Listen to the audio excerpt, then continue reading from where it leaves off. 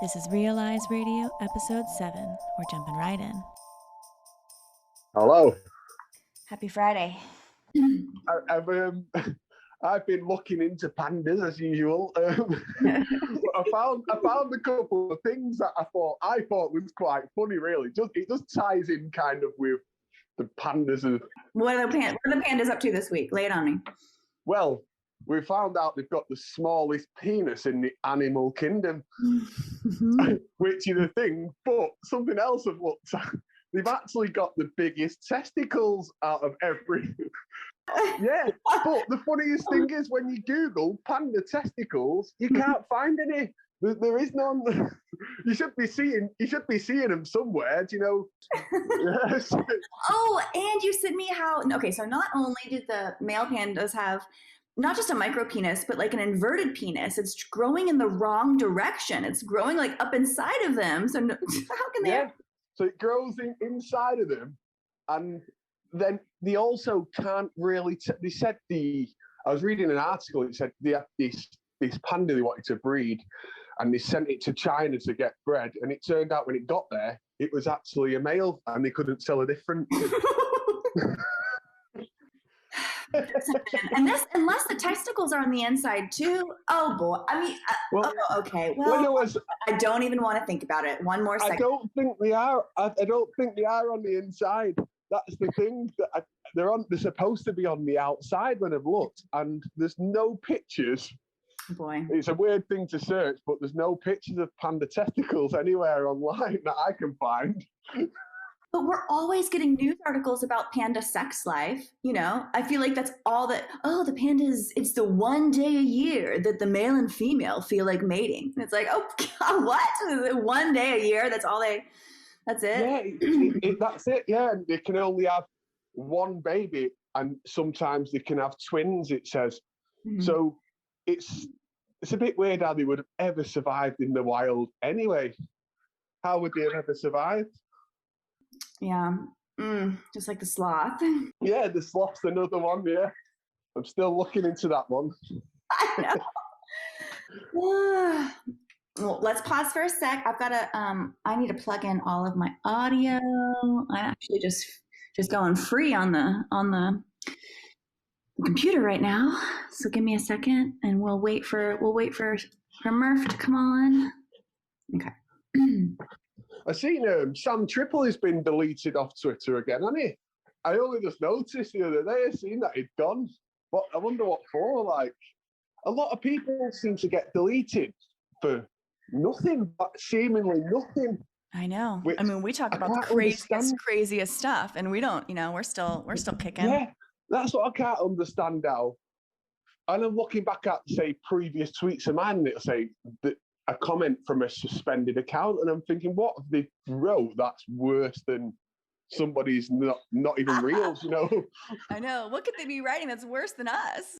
And we're seeing a lot of this everything fake stuff kind of coming into the mainstream. It's sneaking in. And if it's the truth, which obviously we believe it is, what would the best way for them to like combat that? It would be to make it mainstream and kind of make a joke out of it eventually. Do you know, they want, in my opinion, they want people to see it now. They're trying to make it more and more known. Mm-hmm. And then they're going to do something and then claim it's real. And, this everything fake movement kind of thing on the internet has made people disrespect this situation. So I can feel like they're trying to build it up to jump all over it, you know, publicly. Yeah. I feel that. I feel that there's kind of a misrepresentation and misappropriation of this movement. I feel like there's people purposefully misinterpreting what we're saying. And I think you're right. I think there's a really interesting opportunity for mainstream to like invert it, to kind of give it back to us. Maybe they were doing that with the Joe Biden microphone CGI stuff. In a way, I feel like maybe they're giving us these little things and knowing that we're going to jump on it and then give us like a gotcha. Like, gotcha, it was real. Yeah, or I don't know, you know. Like, yeah. But like, they can't do that when I don't care anymore. It's fake anyway. Unless I'm there and I see it, it's fake. But the Joe Biden microphone thing, I felt like that was the first step when they brought out the fact checkers have said this was real and it wasn't fake. That was for me the first big thing of them making it kind of mainstream. And then we're seeing little things pop up like the Babe Ruth. Then we've got even the thing I sent you today of this guy who's like a influencer on the internet, and he's actually a man, and his pictures of is a woman, and he's used a deep fake, and they're telling us about this that it wasn't even real. Do you know? Yeah, I think that caught me off guard, because my brain told me that although this is possible, I don't think that this is an accurate representation of what they're saying is going on. Something caught me as like, this actually is real, and they're telling us it's fake, which felt strange, because for me, 100% of the time it's the opposite, where they're telling us it's real and I'm going, no, no, this is fake. And so the one time that they say, look at this fakery that can be achieved, and I'm like, whoa. This is kind of real. It feels like a bit of a trick, but then it could be like a revelation of truth, is that all these blue tickers are doing that. Not all of them, but a lot of them are. Yeah, fake, revelation and of the that's method. what he's trying to telling you, that there, a lot of these people we think are real that have got a blue tick are actually just fake. Do you know? That's another way of looking at it as well. Like, but I'm more leaning to what you said. It's kind of like a trick.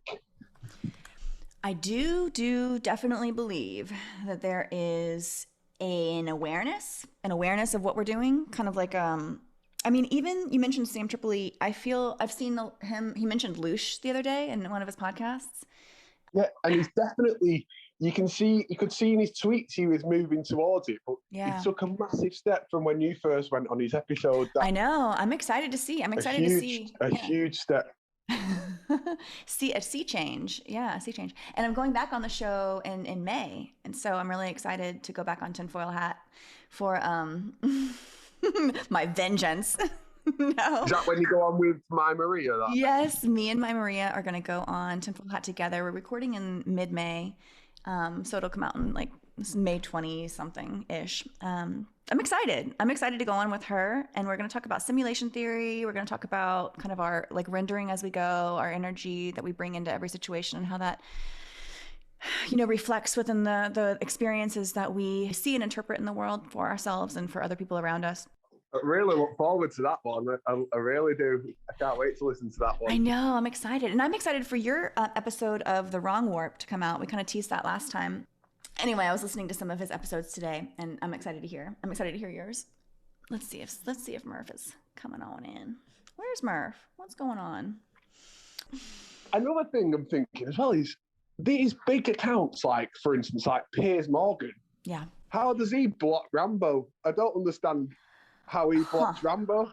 I know. That's kind of an interesting, because you wonder, is it all bot based? Are there accounts? Is there a real person?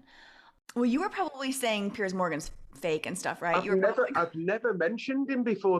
Weird. Never commented on his posts. Never done anything to him for him to block me. Like, and the only reason I knew he was blocked is like it was like the day when it was actually Valentine's Day actually, and the TV program this morning that he was on was trending here, and I clicked on it, and then I couldn't. His name was blanked out, so then I scrolled down and seen where someone was replying to him. Clicked on it, it said I'm blocked. You know, so it's like, how's he blocked Rambo? How can you block Rambo? Yeah, exactly. Yeah. But how's he found me out of all these millions of people that give him hate every day? Exactly. And it goes back. It always reminds me of when I sent you that video of that woman I thought didn't exist on the news, and I tagged Katie Hopkins, and she blocked me. That was instantly. Our first interaction. That was the first time we ever talked on Twitter. Yeah. Yeah, because I always remember Katie Hopkins had retweeted me and commented like from a video that this is from Seek the Truth or whatever, and then I thought, all right, she's like. This is before I kind of knew they was all in on it, you know. Wow. And She Katie kind of, Hopkins is huge. She's got a yeah, huge, she gave me a shout out kind of thing. And huh? I thought I'll tag her in this next video then, because she's obviously anti-BBC. Yep. And she just, within a second, blocked me. As I tagged her, she'd blocked me. But all the people that write on her thing every day, or did write on her thing every day, like giving her hate, and she never blocked anybody. And then she blocked me for like showing her a bit of some respect, really. You know, Yeah. I bet you're blocked off a few that you don't even know about. I think. Oh, I am sure I am often blocked because people will tag me on all sorts of random things. And I'll try to go to see whatever I'm tagged on, and many times I'm already blocked. I'm pre-blocked by this user that they're trying to show me. And so I can imagine that it's a user that I have called out in the past for the purples or for the fakery or for whatever. Pick your poison. Whenever I see that I'm blocked, I'm like, oh yeah, it's probably, I can't see what you're showing me, but I can imagine it's fakery because I've probably run afoul of this person in the past. Yeah. And another one, Kirstie Alley. Do you know who she is? Kirstie. Yeah. Oh yeah. She has me blocked as well. Kirstie Alley has you blocked. Famous Scientologist Kirstie Alley, and Yeah, why she got Rambo blocked again? Another one. yeah. Why is Hollywood now D-list actress Kirstie Alley blocking Rambo in the UK?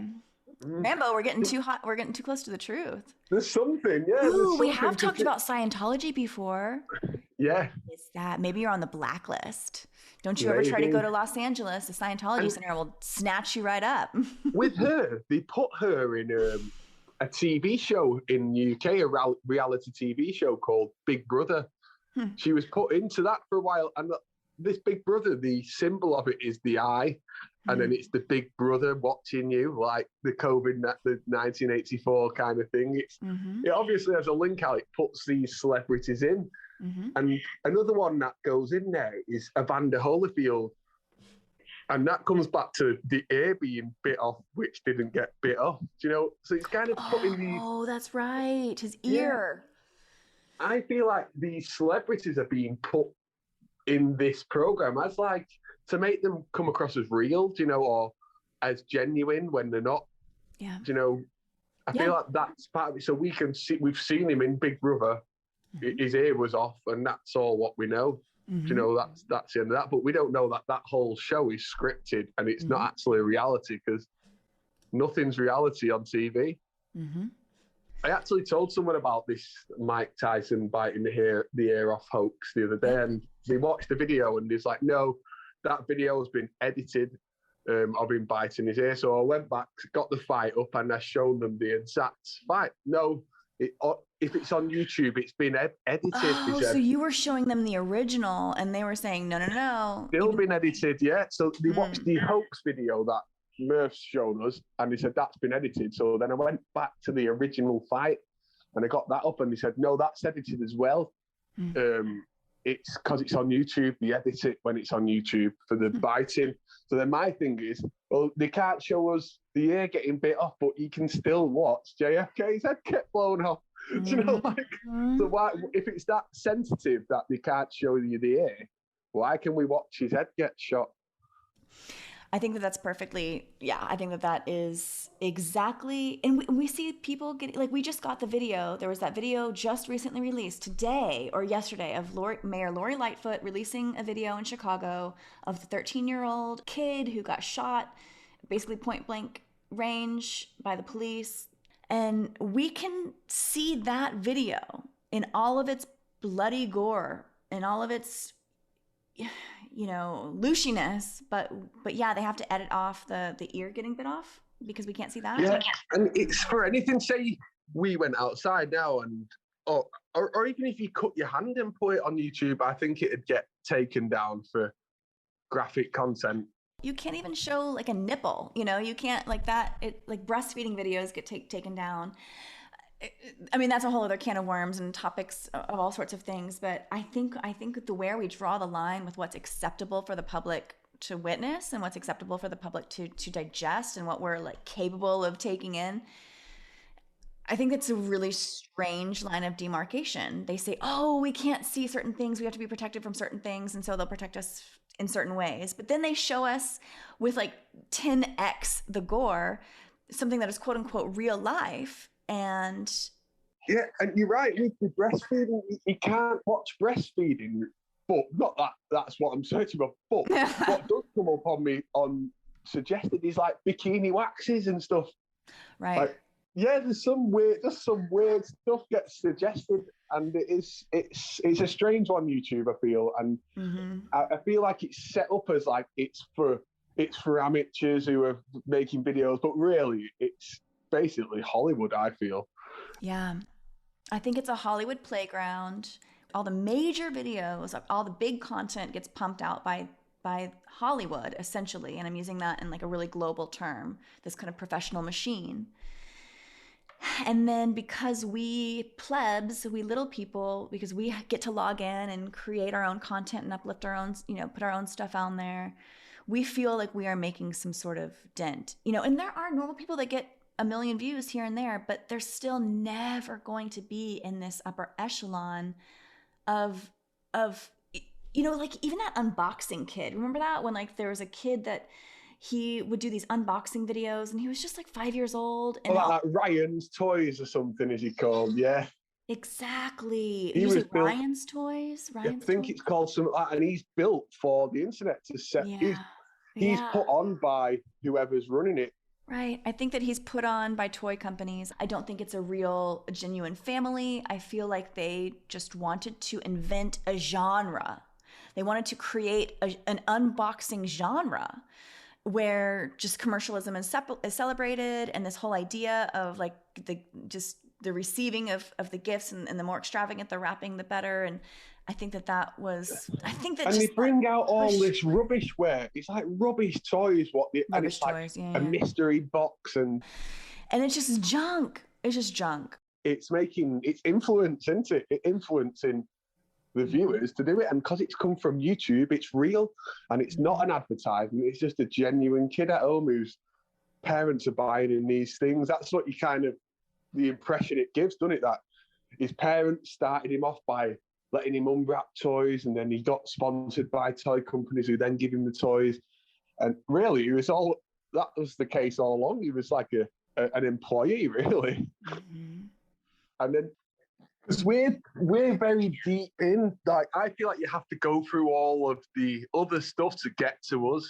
You have to go through all this scary stuff to get here. Yep, we share that. Me, you, and Murph, we had similar paths getting to this point. We had to be in it, in the mud, like rolling in the thick of the mud, or in deep in the forest. And that's where I'm thinking, like, for our audience, you have to have been through everything, right, to get to what I feel like it. Like my Maria posted today, it's like one of them little dolls where you open it up. The Russian stacking dolls. Yeah, and I feel like we've got the tiny one left, like that. And it's us. That's what the thing is. We are the tiny doll in the middle, aren't we? Really? Yeah, it feels like it. But I've really been enjoying it. Like, since I've opened my DMs as well. So I had one bad one the other week when I wrote "Jesus is a psyop." Yeah. Someone was writing, you're a disinformation agent, you know nothing, and all this stuff there. And then he must have sent me 10 messages. Oh wow.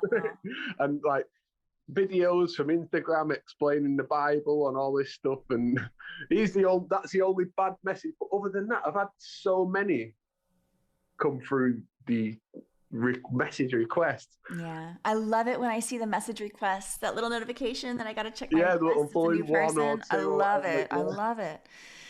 Yeah. There's a few that I haven't opened just due to their message where you just think, I can see that what that is, as in like, because some people are a bit, I don't know, like someone said to me the other day, I'm not expecting you to save me. something. And I wrote back to them, and he was like, "Oh, I can't. Thank you so much." It was about the vaccine. It was actually about the vaccine and what I think it is and stuff. And I was saying, if the virus is fake, then the vaccine is fake. And if everything else is fake, why is the vaccine real? And he was like, "Well, that's a good point." But he's like, "But I know somebody who's like now ill off the vaccine. But then I said, well, I had a tattoo the other week and I was ill for 3 days after it. It's the same kind of thing as you said. If you're getting a trauma to your body, then you're going to get the flu after it. Trauma to the skin. Yeah. And then a good example, I was actually going to tag in today, is our friend, the 216 guy, who's had both vaccines and he's still alive. Yeah, and he's still alive. He's still kicking. He's doing great. He's got a great. And he's right in our group of everything's fake, but he's had the vaccine knowing it's fake. That's his reason. Like, he took that with confidence, Santi, knowing that it's fake. And I do. He's a great guy. Yep. And you get to avoid all the loosh. You really get to avoid all the loosh, because even if you have to take it for society, for your work, for whatever, for your family, if you are forced to take the vaccine for whatever reason, if you are in our camp, if you kind of swim in the waters that we swim in, you don't have to be fearful of anything. Just know to take it easy. Just take it easy on yourself. You're, getting an injury to the skin. You may have a reaction to it, but just rest assured, it's not from what's in the vaccine itself. It's from the event that you willingly signed up for, that you gave your full and willing consent to get. Everything that happens is consent. Really, isn't it? They need our consent for everything. Like, for instance, like when they talk about big pharma kills everybody and it's poisoning everybody, maybe they are, but you're going for it. They're just distributing what you're asking for. Yep. And they make a lot of layers to it. They put a lot of layers into it to prove the willing consent, like the steps between getting a prescription. And I mean, there's a reason that doctors usually can't hand you directly medication unless it's a sample pack. They can't give you your full prescription of whatever at the doctor's office. They have to make all of these layers. They have to give you something, and then you have to take that thing, that prescription note that they have given you, and you have to take that to a separate place, and you have to willingly and purposefully go get that prescription filled. That proves you are the requester, and that this is your. Yeah, you request it. Yeah. And with this vaccine, my dad is in his 60s, and he said to me he's had calls off the doctors. We advise you come and get your vaccine and stuff. And the other day he said somebody actually knocked on his door and posted something to say you've missed your vaccine. And they're gonna do all these measures to make it seem like he has to. But the truth is, he doesn't have to. They're just going to do these minimal harassments, so to speak, to make it appear that it is necessary and required of him. But it's not. It's not. No one can make you get the vaccine. People can strongly suggest. You can be pressured. All sorts. Your employer can't make you, but they can pressure you in certain ways. They can't fire you if you don't. There's laws against that. You're literally. I feel like where they've got everybody. Like a lot of people where they're going to get is the holiday situation and traveling abroad. Yeah. And it'll be like, well, you can have your vaccine if you want to go. This country aren't allowing you in without the vaccine, but we're offering it for free right here. So then you're requesting it off of them again to go on holiday. I've been researching international travel, and there are certain countries that never required visas before from U.S. citizens to travel. You didn't have to go and get a visa for just a travel visa to arrive in the country. And there's a whole wave of countries that now require, and they don't. It's not the vaccine passport that they require, but it's a visa. It's like another step. And I'm not sure if to get your visa you have to have a COVID. I'm not sure how the COVID is going to work into this, but I do know that the restrictions are absolutely ramping up. And I've been seeing some weird, looshy articles about travel in general. They're specifically in the United States, rental cars. There was this new news story today about how the rental car market during the pandemic, all of the companies kind of sold off their excess inventory. And so now there's just a few rental cars available, and the demand and supply are going to be mismatched. And so once travel comes up again, there's going to be no cars to rent. And it's just a manufactured crisis. I think it's all scare tactics to get into it. They're just they're kind of forewarning you, you don't want to travel. You don't want to travel. It's going to be hard. There's not going to be any cars available, so why would you travel? Feels like the Truman Show, where when Truman wanted to get to Fiji, literally everyone was like, "Oh, Truman, why would you want to go to Fiji? It's so far away. Oh, why would you want to go there? You're afraid of the water. Why would you? It's like he's like, nope, I just want to go to Fiji, and that's all I want to go. And they're like, oh, no flights available for the rest of the year. Yeah. And Yeah. something I thought was interesting is we had on the radio here just last week, and it was like in Turkey are rebelling against the vaccine passport, and you don't have to wear masks in Turkey, and you can do whatever you want. They're not requiring any passport. And I have a holiday booked for Turkey in June. Oh, So wow. I thought that's great for me. Yeah. But then I have a little Turkish friend on Twitter, and I asked him, what's it like? I said, I'm coming to Turkey in June. And he went, no, don't come here. So I said, why? He said, we're not allowed out. He said, we're all masks everywhere. We're not allowed to go. Everywhere's closed and everything. And I said, but we were seeing pictures and hearing interviews on the radio of people in Turkey who were. And then he sent me a video of the UK, all in the park, all drinking beers, no mask on. And he said, we're told you're rebelling against it. Oh my goodness. This whole world is believe it. The whole world is a stage, and countries are illusions just to create division lines, and everybody is pitted against everybody else. And everything we see is false. It's all at the top, they're not divided. That is my thing. There's not all. It goes back to wars. Everything at the top, they're not. There's not a division at the top. They never disagree. It's all in the plan, And it's kind of playing us off each other. When he said that, I was actually in shock because I couldn't believe it. Like, it's shown the lies that I'm actually seeing here in myself. And the guy who I work with, he goes to Turkey every year, and it's him who was saying to me, "Oh yeah, look, show me this on Turkey." And I showed him then what the Turkish guy had said to me of, look, England are the ones who are rebelling, not us. We're not allowed anyway. It's just like playing everybody off each other. And the same with you guys, where like Texas can do whatever they want and no masks and everything. But then a lot of people I've spoken to from say your masks are everywhere still, aren't they? Are your masks required everywhere?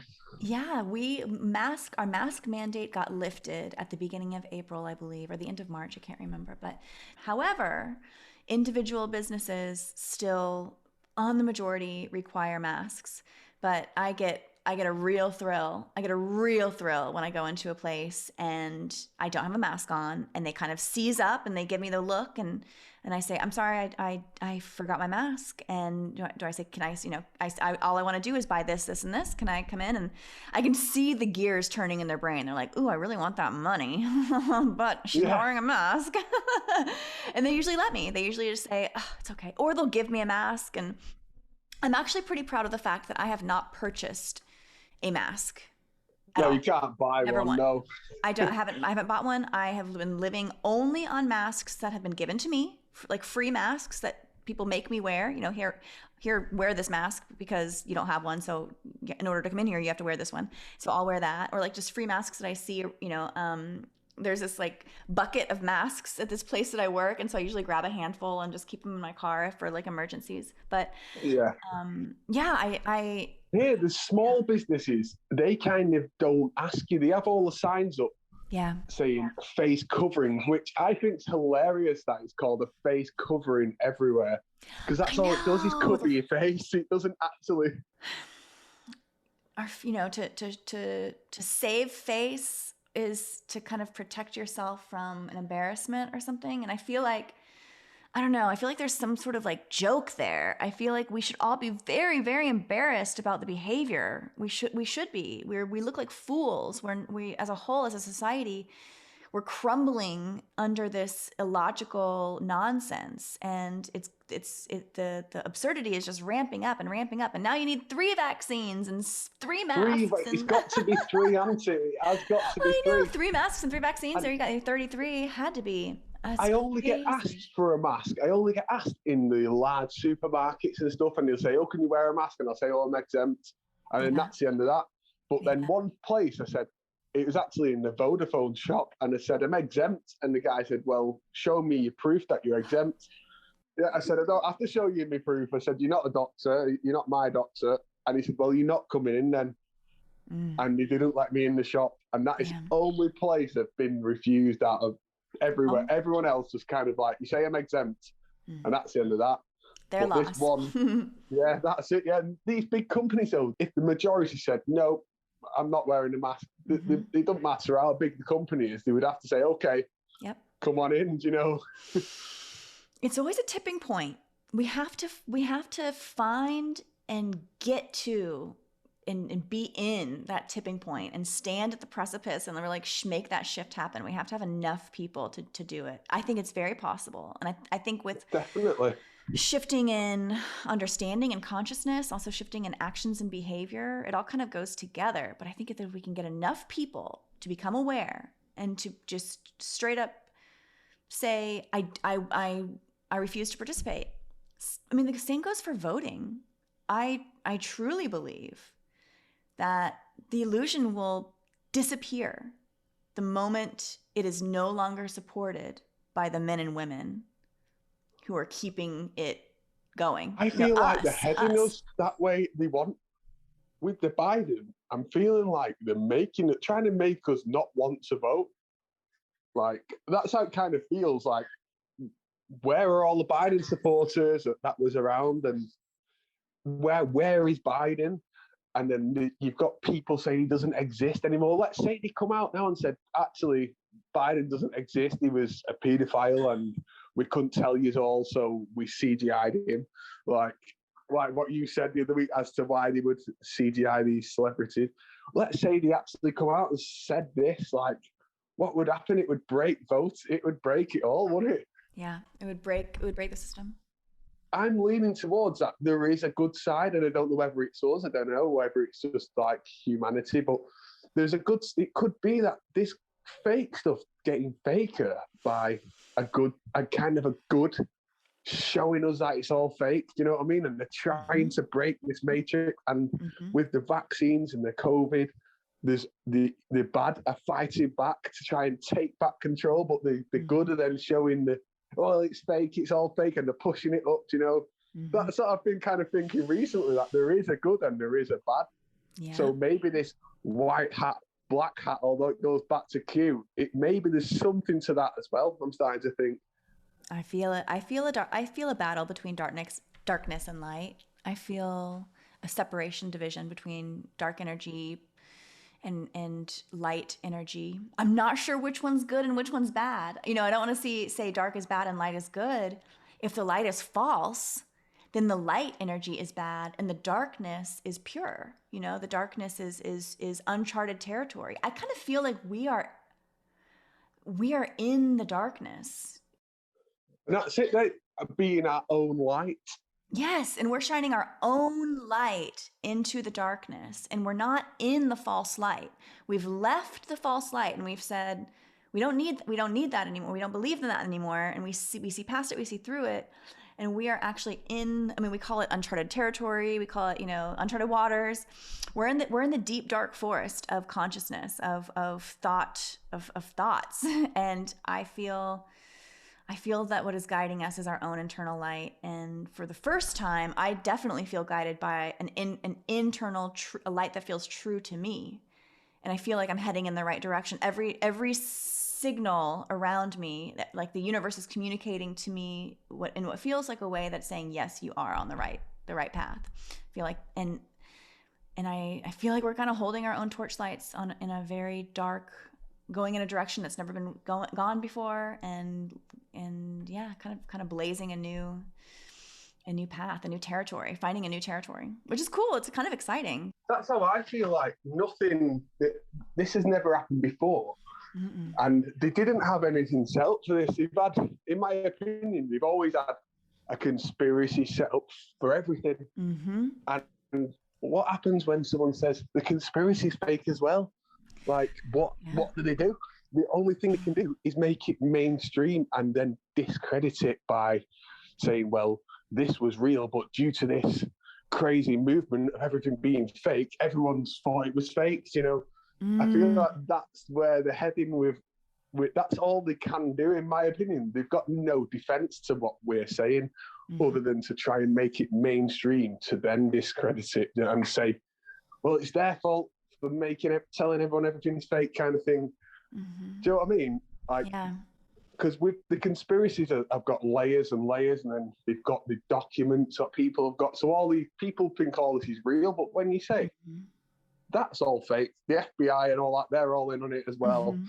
And Uh, yes, the FBI and CIA documents that you see getting pushed out, those are controlled the swirls. rollouts. Yeah, exactly. The I nearly the posted that the FBI other day. pedo symbols. Oh my gosh. And all of those I nearly symbols are posted that purple. form the other day to say, "Who believed this? Hold your hand up."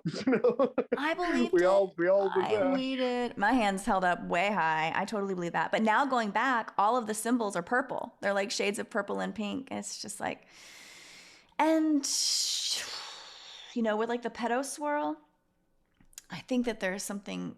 I think there's something to that swirl. I don't think that has anything to do with people actually signaling a predilection for young children, but I think that the swirl No, absolutely is an important symbol and everywhere. And I think that that symbol represents or symbolizes this swirling division, polarity, endless vortices, vortex. I mean, this is what we've been talking about. So the pedo swirl is everywhere, not because it's a there's a pedo swirl. vortex of Yeah, I think it's just I think it's visually a very energetic symbol. And so they'll want to put it everywhere and then kind of dismantle our understanding of why it's there. They want it to be everywhere and then they want us to see it, but then they want us to kind of misinterpret what And it I is. also think, is it a code? Is it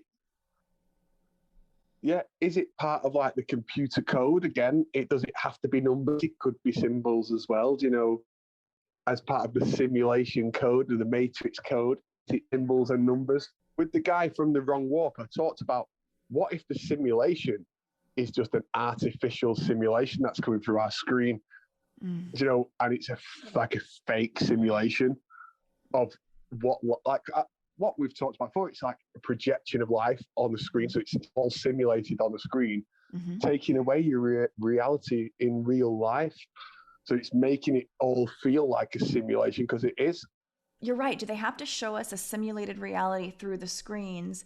Because so much about our out of screen reality, like our in real life reality, because so much of that is false, like based on false understandings and false systems. Like every decision we make, even the clothes that we wear, all the choices that we think that are ours, our preferences, our major life decisions, all of those are kind of funneled through these existing systems, these societal accepted norms.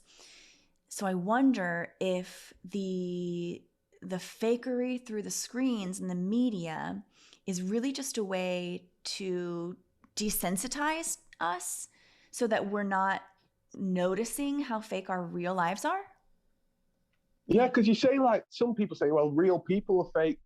And in a way, I agree, because if they're Mm-hmm. getting their whole life from Instagram, for instance, of how to live, Mm-hmm. then in a way they are fake. The real person I is was living a fake fake life.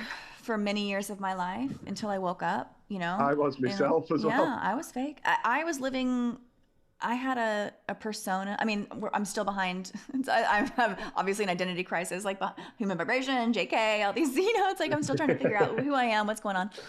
But in my real life, for the first time now, I'm living what I believe is a personal exploration, a personal exploration of my own truth. And I'm living in a way that feels very truthful to myself. I feel like my head and my heart, what I truly think in my head and what I truly desire and want in my heart, is aligned for the very first time. And I'm living in that. When before, for 30 plus years of my life, I didn't know who I was really. Childhood aside, I think childhood was magic. And then once I got in my preteens, then I got sucked under the vortex of the quote unquote, the real world of fakery. I got into the simulation, this simulated real world. Because other people bring in their stuff to kind of influence you as well, don't they? You know? Magazines. I mean, 17 magazine when I was 13, 14 years old, all these teenage magazines told me everything that I needed to know about the world. And all of it was twisted. All of it was destructive, you know? And It's how you should live and what you should wear and what you should be doing with your life to be successful and stuff. But like, you feel like that's where I get this piece from myself, is that when you're doing it off your own, you're being true to yourself, and you kind of, what's important to people, what was also important to me once upon a time, is no longer important, you know? As in, like, for instance, like the name of your clothes you're wearing, the car you drive, all this used to be a big thing. And now I'm like, I'm not bothered. I'm not bothered at all. And it's all same due to this awakening that we've had. Is that's why I feel like there is a real awakening to be had. It's about life as a whole, you know, of everything outside influences. Yeah. And when you're actually true to yourself and making your own decisions, I've become so like dependent on my own decisions. I used to be really hard at decision making and stuff like that. Now I'm just like, right, that's what I want, you know. And that's because I want it, not because anyone told me or said I need it or said it's cool. It's just all based on what I feel for me. And that's the closest to free will we can get. It really is. Yeah. Jury's still out on what on free will and what's going on there. But yeah, when you don't care what Tom Hanks says. Back to Tom. Oh man, our first Tom Hanks sighting of the day. Yeah, and then it comes back to, again, now are they kind of using the same tactics they use for your clothes, your life, your relationships, everything. Now they're using that same tactic with the vaccine, with the celebrities getting it, and quote unquote celebrities quote unquote getting the vaccine. The needle's always hidden. You can never see it. It's so silly. It's so silly. The worst one I've seen out of the lot has got to be the Dolly Parton one. Oh, Dolly Purples? Yeah. Yeah, that was so bad, that one. And it was so obviously forcing it. She's a little psyop, Dolly Parton. Yeah. But people who like her are kind of the older generation who were like, oh, well, I love Dolly Parton, so I'm getting it as well. If she's getting it, I'm getting it, you know, and there's people out there that are doing that. And it's the same for us with the Tom Hanks got one, I'm getting one, whoever's got one. But then what we said a while back, even like I was looking, we were saying it a long time ago now, the vaccine is going to have adverse reactions. This is before anyone died of it. And then you've got Marvin Hagler, then you've got the Prince Philip, then you've got DMX, and all these people who have had the vaccine, then they've died, and it all just ties in with what's to come, doesn't it? It's like you can read this. I feel like we can kind of read the script the way it is at the minute. It feels like we have an ability to precognate. It feels like we're a little bit psychic. You know, even during the Supreme Court nomination, the SCOTUS confirmation of Amy Coney Barrett, I believe that's her name.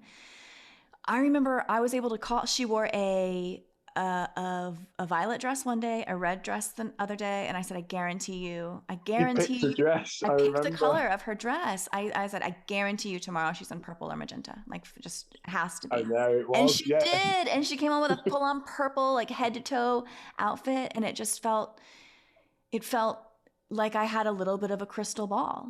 And I love that the emoji for the crystal ball is purple. Yeah, I love that. I think that I love that.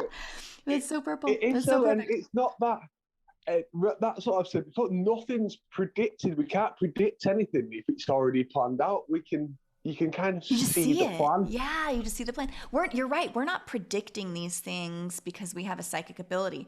We're just have kind of learned, like you said, the script. It's, you can the foreshadowing. We can kind of intuit what's going to happen in the next chapter because we've already read this book before. They've already given us this whole play. They keep through history. It's just different, same story, different verse, same chapter. They've not got they've not got really many places to go with it. They just stick to the same old stuff, really, and kind of update it, don't they? You know, with a bit more, like now they have the mobile footage of stuff. Yeah. And Goes back to our talk about religions, you know, how every religion is basically a re-amalgamation of like Christianity's kind of based on an ancient fertility cult and some like Egyptian fables in there as well. And all of the modern religions beg, borrow, and steal from one another. The archetypal, all the stories, the even the messiahs themselves, they're all very, very similar. And the key to it keeps them divided. It keeps them. It's like we're divided over the same thing. We all have the same. It's just like a kid. You have two kids in the room and they're fighting over a toy, and you give them the exact same toy. And you say, you guys have the same toy, there's no need to fight anymore. Are they going to stop fighting? Hell no. They're going to keep fighting, and they're going to want the other person's toy because they have this perception that because it's in the hands of another, it must be different and somehow better than what they currently have. It's just this, I feel like that gets baked in from childhood. The grass is always greener concept. Definitely. And I kind of wonder about the grass is always greener. You know, sometimes I get into my simulation theory mind. I got to put my simulation theory hat on, and I kind of think about this universe in a weird way. And I think about, is the grass greener on the other side? Because the render engine in our head makes it appear so. You know? Like, are we programmed to always find more attractive what is just beyond? Yeah, what someone else has got, you know? Yeah, I think so, yeah. Yeah. You know, I used to be motivated by jealousy and greed in a sense that I wanted, you know, I had some friends that were more wealthy than me when I was growing up. I had some rich friends, you know, and my parents could never buy me new clothes, and I always wanted and I would just covet. I would just covet these labels and these ideas, and I would just dream about the day that one day I could wear X label or whatever. And I just had this crazy obsession with these material things because I thought that if I could just attain them too, then everything in life was going to I was going to, you know, every bit of insecurity that I had was going to go away. Every problem that I foreseen. Yeah, I thought it was going to make me happy and somehow make me equal to these people that I thought that I was less than of. And that's with anything though that you've ever really wanted. When you finally get it, it doesn't ever make you happy, does it? Exactly. You got exactly what you said you always wanted, and then the moment you get it and you stand in it, you realize that it's not at all for you. It's just this, you've just been barreling down a hill, you know, as fast as you can, snowballing towards this end point that you've been programmed to go after and to try to get towards as fast as you can. And then once you get there, you look around and you're like, I don't want to be here. I don't want this. Yeah. Now I'm really far away from where I started and I want to be there, you know? And yeah, and that's it. You always want to go back to what you had, and that it's like with Christmas. That really, like, you'd be wanting for your Christmas present, you'd finally get it, you'd open it on Christmas Day, and you're like, is that it? Yeah, exactly. It's like, well, somebody so and so at school got something else, and all I got was a sweater. You know, it's like you can never be quite satisfied, even if you get everything you want, even if you're the luckiest kid in the world and you get everything you want, there's going to be a weird empty pit in your stomach at the moment that the last present is opened. You know, you want more. You want more. You want more. And that I feel that is programming that to want more all the time. You know, I don't feel like that is a natural thing to be. No, to I don't think so want either. more. I feel like that is put in us to take away, like, gratitude and stuff. And I think we're born with a quite beautiful, peaceful registry. You know, I think that we are born with bliss and with an appreciation for the world and with just a few basic needs. And if those needs get met, I think that some beautiful things could happen. But then it's like everything in life is designed to to keep you from this initial base operating system that you come out the gate with, like this kind of like bliss mode. And this just like basic need to be warm and to be fed and to be, you know, protected when you're young. And then if you can have that, you can kind of grow into a bit of stability. And, you know, even if you do have that as a kid, I feel like society, through everything else, I feel like our parents are so bogged down by things that it's hard for them to really give that nurturing, pure love, because they're stressed out about making rent and paying for college and doing and getting sleep at night, which they don't, because parenting is really difficult. And so we have these kind of zombie parents, and childhood should be like roaming free. You know, childhood should be this place to explore far and wide, and then know that you've got a safe, loving home to come home to. And I feel like that's a beautiful way to be a child. And I feel like that's kind of the childhood that I had in many ways, was this like extreme independence, but also like a safe space to come back to. And I feel like that gave me a lot of cognition in the world in a positive way. And I got to learn a lot of things for myself. But like now kids aren't ever away from their parents. And even if they are, parents have these tracking devices and quote unquote parental control on the iPhone. I feel like we have given parental control to a device. We are, you know, parents are no longer in control of their kiddos. And I see it. That's a big change as well. Like when I was a kid, it was like we was all playing out on the street and running around everywhere.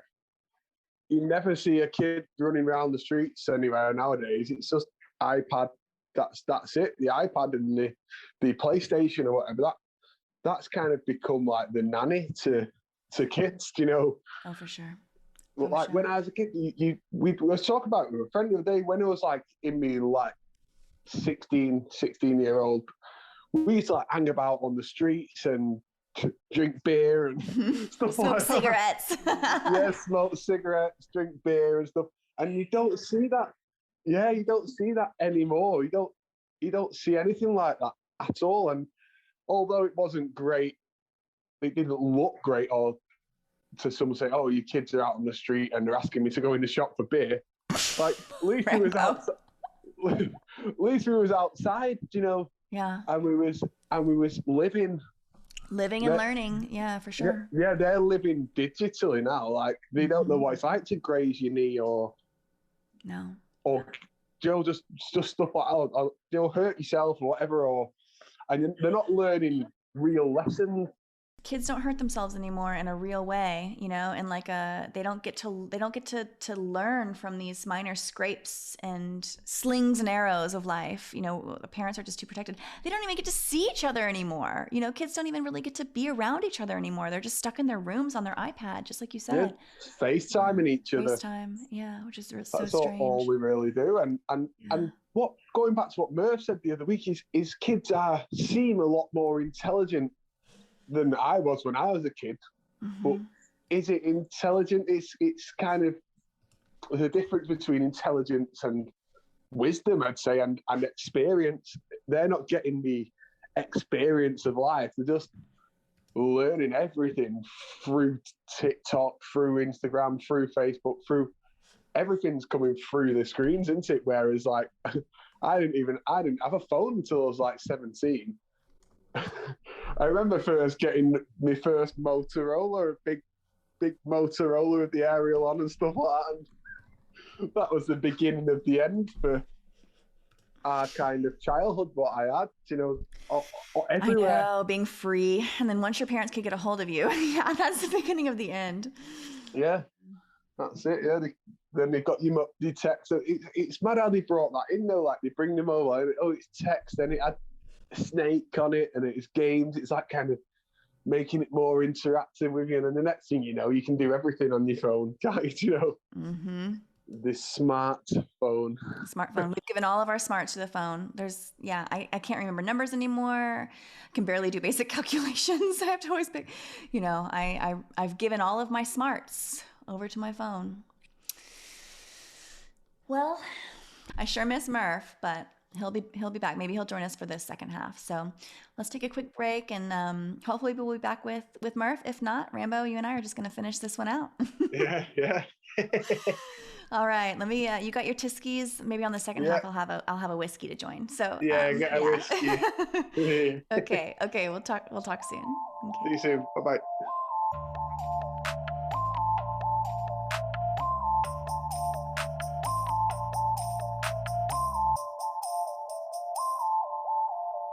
A nice break. Very nice. Yeah, it's rainy where I am. It's a rainy Friday, but it's very good vibes. It's excellent vibes. I've seen your weather post of like 59 degrees. It's chilly. It's actually chilly. So but it's hot where you are, right? Yeah, it feels like it's not summer, but it kind of feels like a summer day as when you're out and about, everyone's having picnics everywhere and the pubs are all full, all the pub gardens are full, and it just feels like a happy vibe everywhere, you know, because it shows though, again, yeah, how the weather can change the mood of everybody. Isn't it?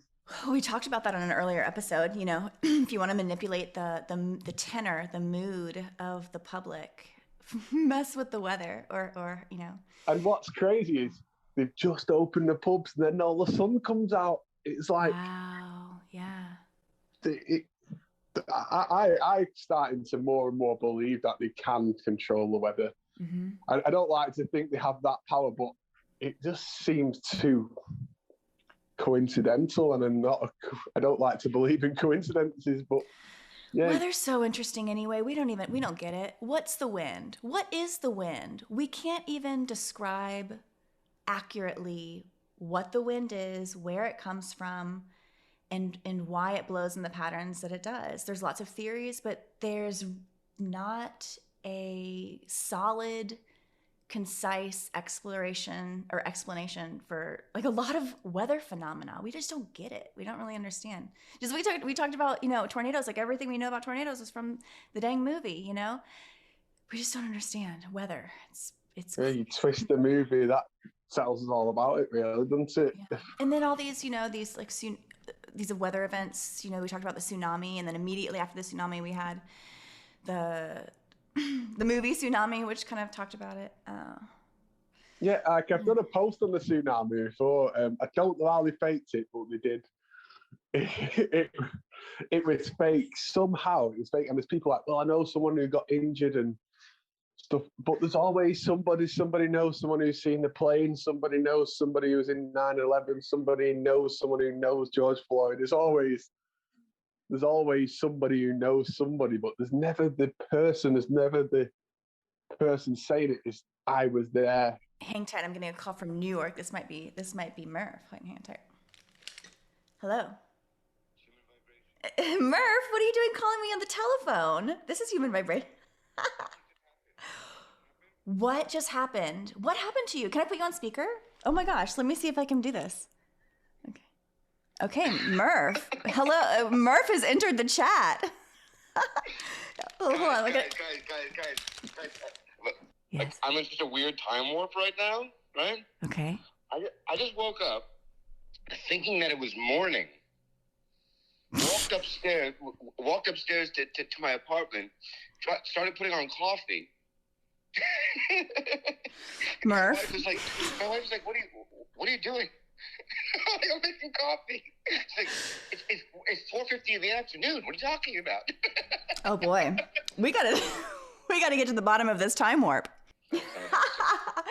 I thought you were gonna tell us something much more crazy story, like you got accosted on the street they finally tapped you on your shoulder for the CIA position you've been talking about. True. Or no, this is the ransom call. This is the call where you have to call us and no, I'm kidding. Okay, well we'll talk to you soon. Okay. Awesome, thanks guys. Okay, talk soon. Bye. Well, It's Murph. that's funny. Oh my gosh.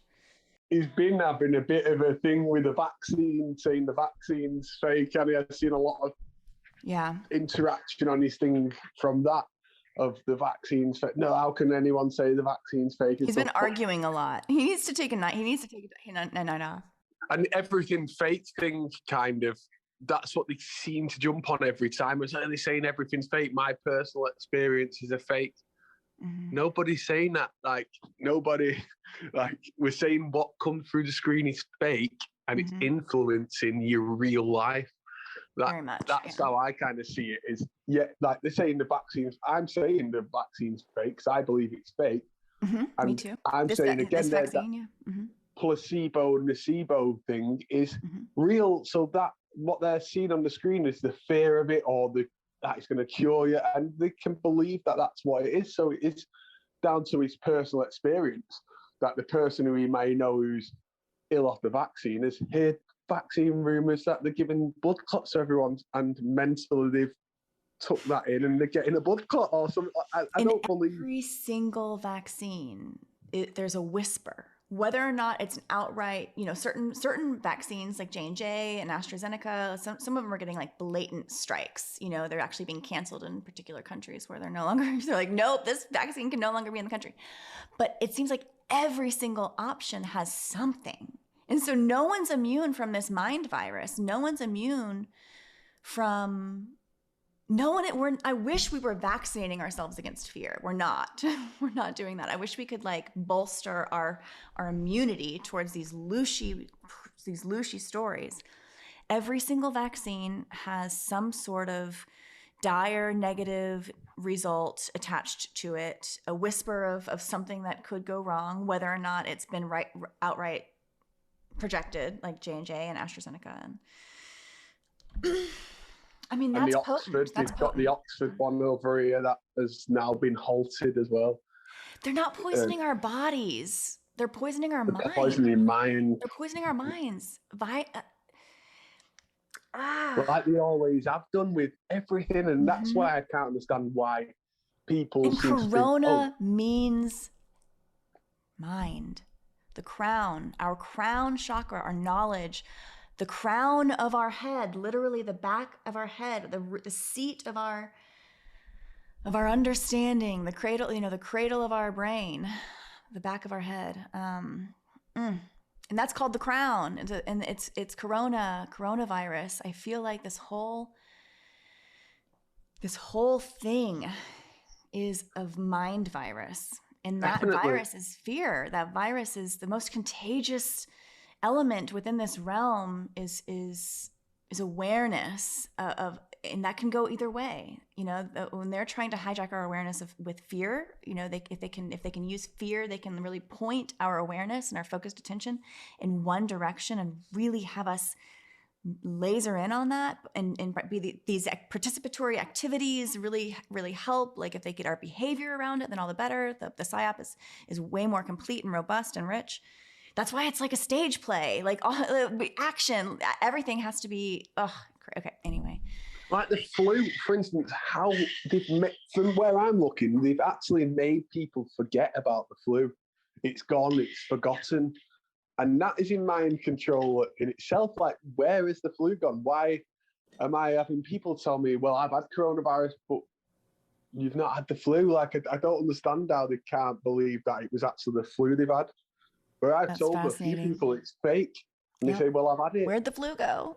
Where's the flu It flew gone? away. Yeah. It just done flown away. It flew away. And they're actually saying here now that it's due to the masks that the flu has gone, that the flu has been, the masks have been a protection against the flu, but not COVID.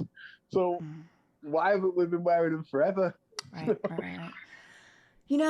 So that's so interesting. It's well documented now. You can see it's measured that the rate of cold and flu hospitalizations, instances, it plummeted. It seems that the cold and flu season simply did not exist this past year, 2020. Just didn't happen. And what we know is the flu season always happens. It happens every year.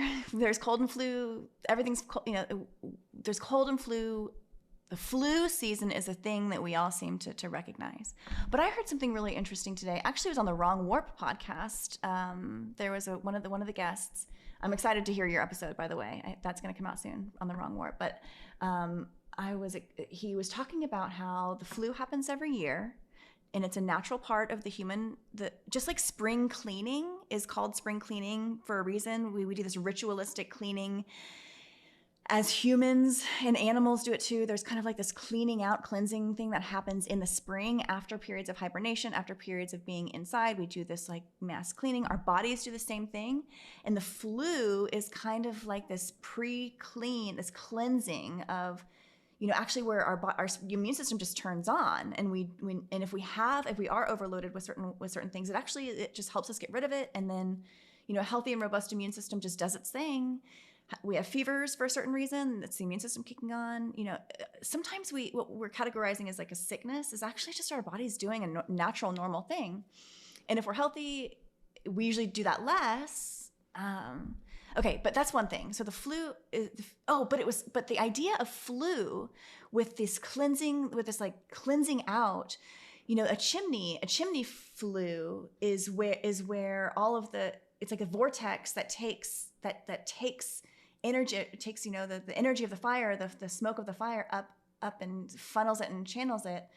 The flu is our body funneling and channeling and expelling kind of like the toxic coal of our inner flame, of our smoke and fire from our side. I think there's a reason it's even called the flu, that we've never even connected to the word chimney. Like chimney, is it called a chimney flue? Do I even have the word right? But anyway, I feel like that could be something. It's our body expelling. We're these inner flame systems, light beings, heat beings. We keep a certain temperature. We run out. We'd have like an inner light, an inner fire, and then our bodies, like once a year, have this. I'll trim this. I'm really just trying to think out loud right now, trying to make this pun work. But I don't know. There's something to it. I've got flu season. Something as well that I seen somebody post maybe last week about the mask and holding it over boiling water and something comes out of the mask. Seeing that it's not real. I've tried it multiple times and nothing come out of my mask. Oh, okay. So the viral video of the worms wiggling out of the mask. Yeah. That I never commented on that. I just didn't even touch that one. That one seemed so bizarre, and I was like, certainly we would have seen this. Certainly somebody certainly would have interacted with the worms in their mask. Ridiculous. Get out of here. Loosh trap. Next. Tried it a lot. Hold on. Here we go. Murph's finally joining. Murph is entering the chat. Hey, Murph. Hey. Welcome. Man, we've been all over the place today. It's Friday. Yeah. Sorry, guys. That's all right. You vortexed yourself.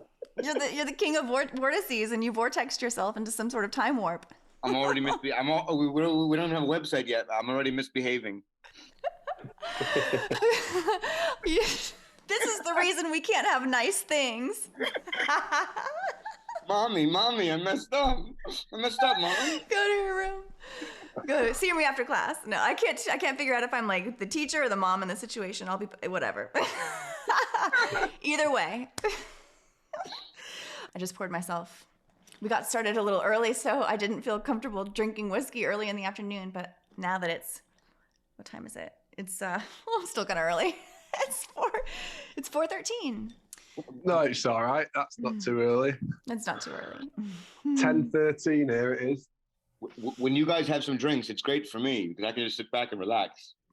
Well, now you got to no, not this time, Murph. Now you really got to bring it.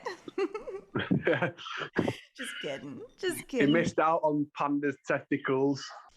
Let's catch you up. Let's catch Murph up. What did we really? I mean, we talked about so much. Oh boy, we didn't talk about any of the things that I wrote down that I wanted to talk about. Really, Rambo tried to keep me on track, but I had a hard time. When Rambo is trying to keep you on track, you know you have problems. Actually, he's been doing a pretty good job. He'll steer me back into. He's usually steering us all back into place. Thanks, Rambo. I'm playing with you guys. Thanks, Rambo, for steering this evergreen ship safely through the canal. Whatever happened to that? I guess everything's good. Just forgotten, like everything else. Forgotten out the news. I was thinking last night about. I was about to do a tweet on it, and I didn't. But how even like the January 6th thing is kind of forgotten.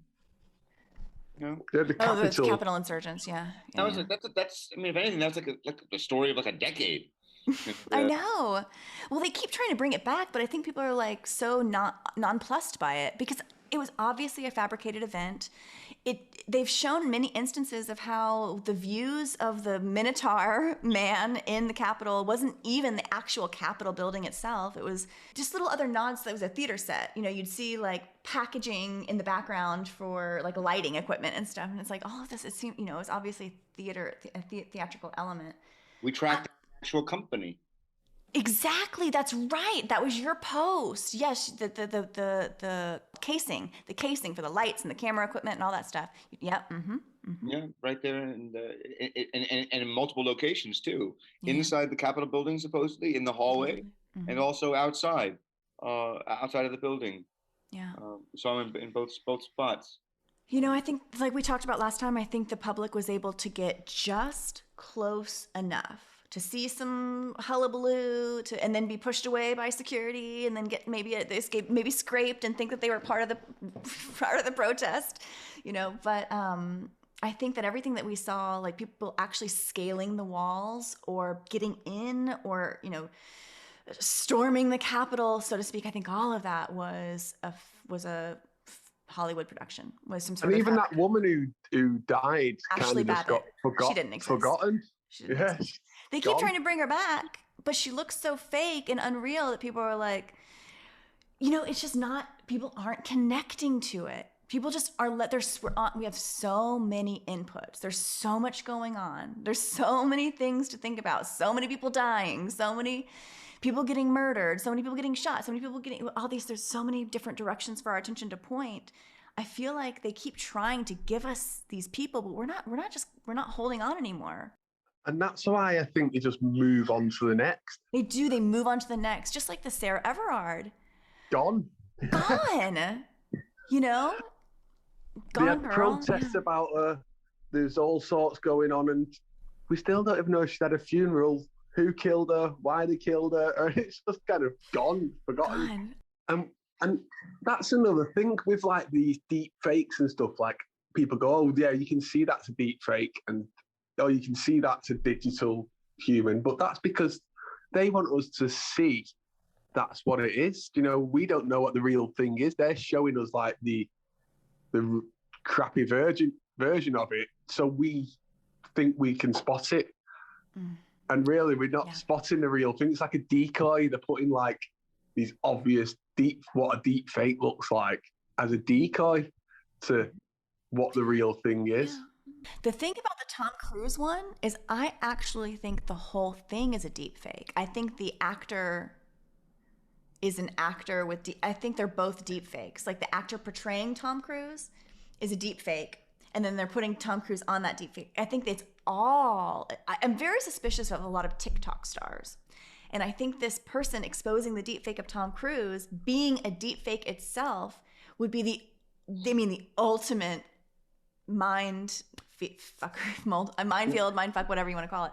Both, you know. I don't know. Am I jaded? Am I too jaded? Oh, no, I got flowers for my birthday and I thought they were fake.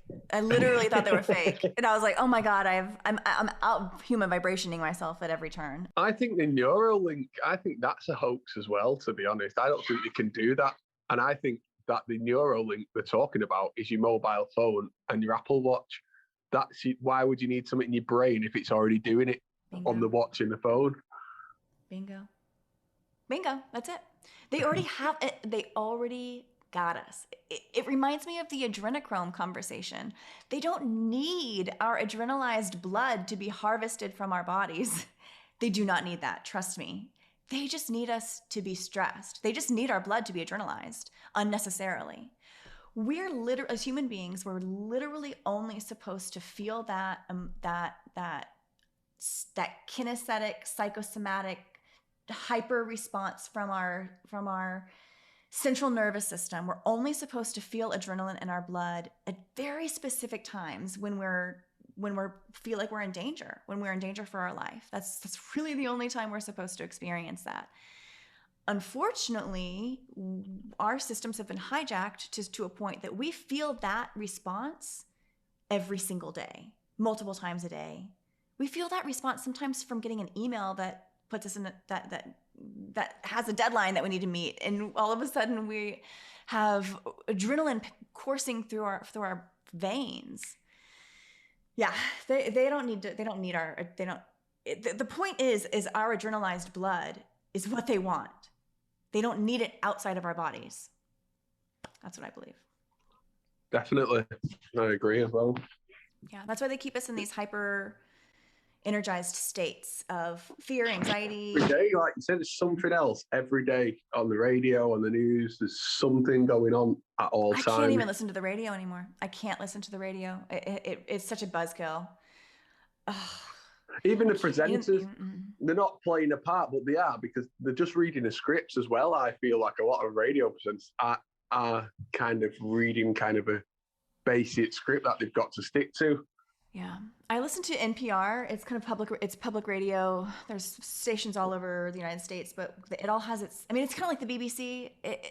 I feel like the presenters are really, they're not just giving us information. I feel like they're imbuing a lot of emotion into their voice as well through the way that they deliver.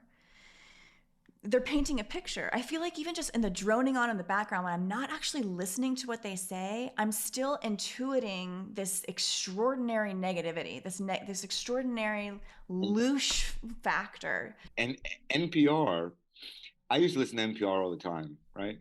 And Totally. NPR is so relaxing. So like it's like an auditory Xanax. Bingo. But the awful thing about NPR, right? And I haven't listened to it in a while or whatever, but I did see something that their coverage on the January 6th issue, right? And like NPR is like, it's like New York Times on crack, right? The people who listen to the Times, people who read the Times will also be like the NPR people. Basically, the people that I'm surrounded with here in Brooklyn Heights, like educated. Echo chamber, highly educated echo chamber. Absolutely. Yeah. But the worst thing about it is that people listen to it and you feel like you're at the creme de la creme of like what's going on, but it's all crap. It's all crap. It's just like the Times. I was thinking about it before. The Times. It's almost depressing, because when I grew up, the Times was like it was like the pinnacle of like sophistication. Yeah. If you read the Times, like the people who read the Times were different than the people who read the Daily News, or the people who read the Times were different than the Post people. Mm-hmm. But I realize now that the people who read the Times are more dangerous than the people who read the Post or the Daily News put together.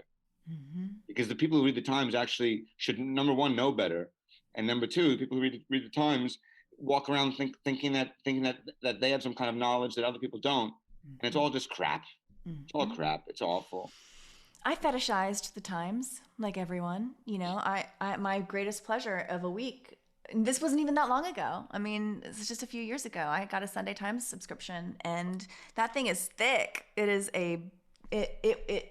a dense volume of material. And then once I really woke up, I just saw, like you said, it was all bullshit. It was all crap, wall to wall noise, wall to wall nonsense. It was awful. When the George Floyd escapade happened, and all the riots, the subsequent riots and everything. I mean, I remember walking down to the lobby of the building where I live, and there's people in the building who still have Times subscription, so it's always there, like on the radiator when you walk out the door or whatever.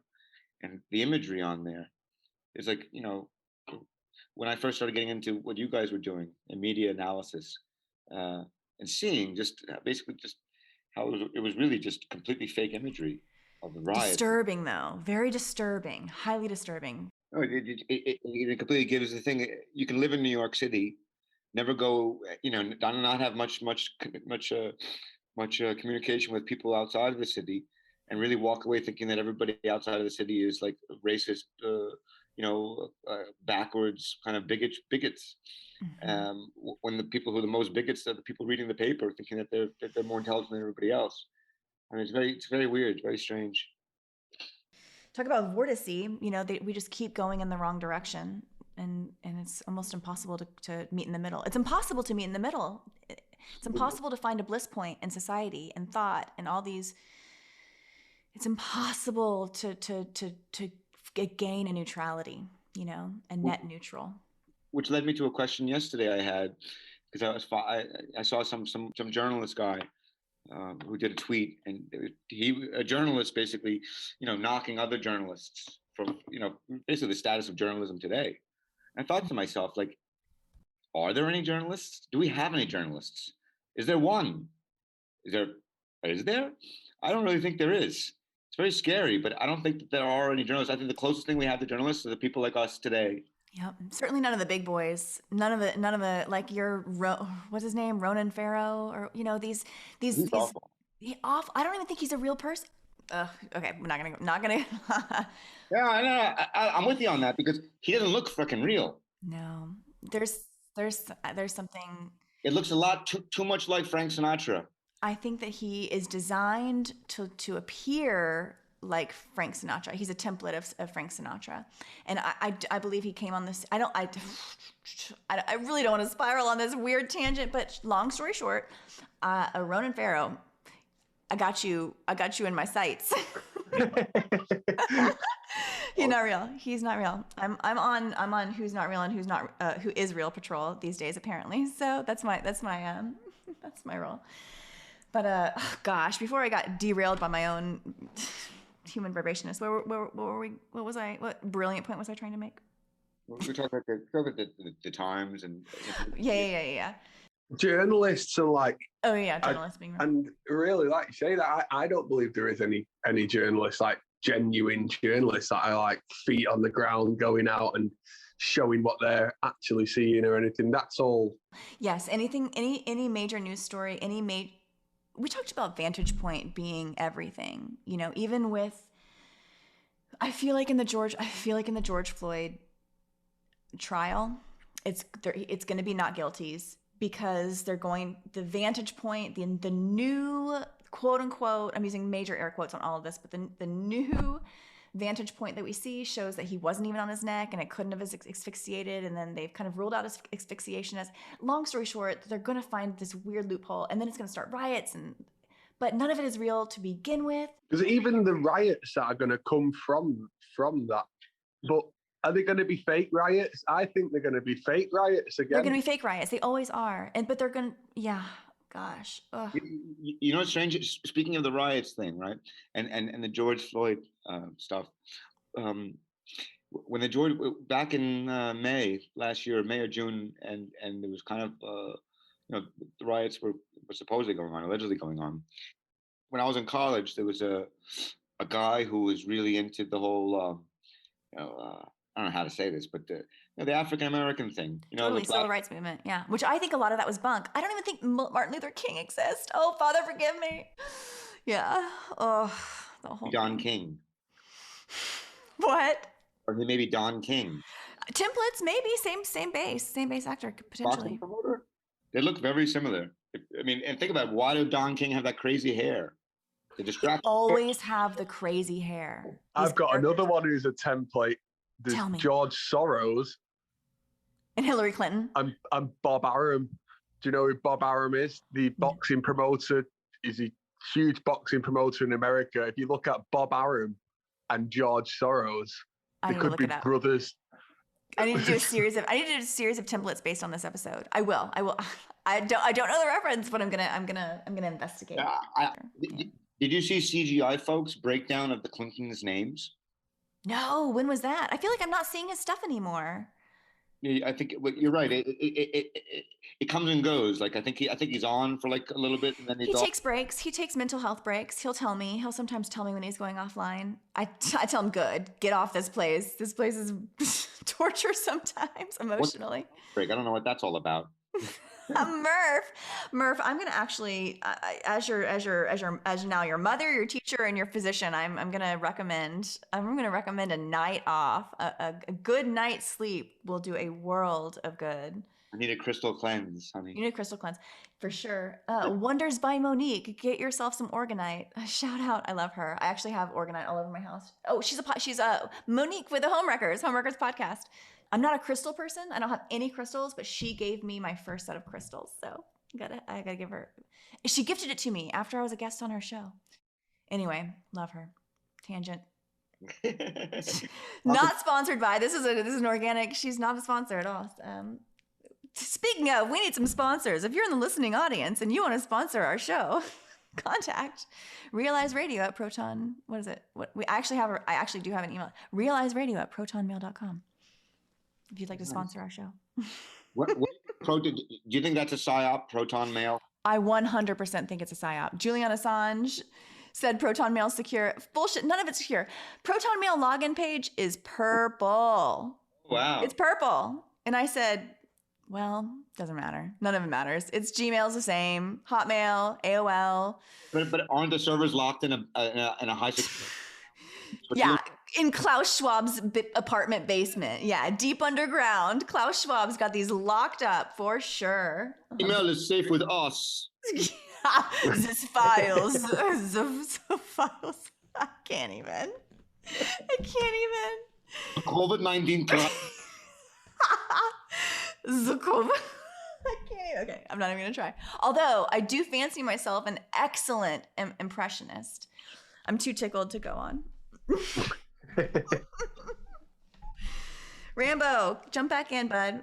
Yeah, and the same with like you say with the emails. There, like you've got the WhatsApp and stuff that they say, oh, it's encrypted and it's all private, but then it's owned by Facebook as well. Yeah, it's... Okay.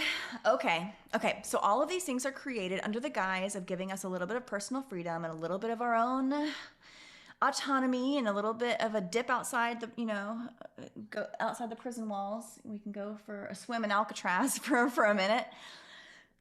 Is all this stuff designed just to give us the illusion of freedom? And second part of that question, what is up with cryptocurrency? They're pushing it, aren't they? It's being really, really pushed, I think. And it's a trap. It's a trap, and it's a way to get cash, get you off cash, so there's no cash hidden under your bed or anything like that. And it's all, I know your money's in the bank now and it's controlled, but I've been having to think maybe they're going to like crash all the banks, like a kind of like a hacker kind of thing going on, and then everybody would lose trust in the bank and move to cryptocurrency, which is going skyrocket. All of them are. I was actually going to speak to you about this before I got a message today. Oh, make sure you buy in some Dogecoin. Mm-hmm. It's going to skyrocket. And then last week it was, make sure you buy in some XRP. It's going to skyrocket. And wait, and both of them did. Rambo, you need to be following. Give me the number to this person.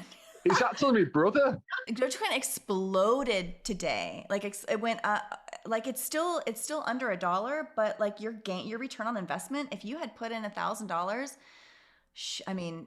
But the main sites are stopping selling it. That Coinbase has stopped selling it. I tried to get in, but I couldn't. Coinbase. Yeah, said, no, same. No, honey. My brother's Rambo, we need to talk about crypto.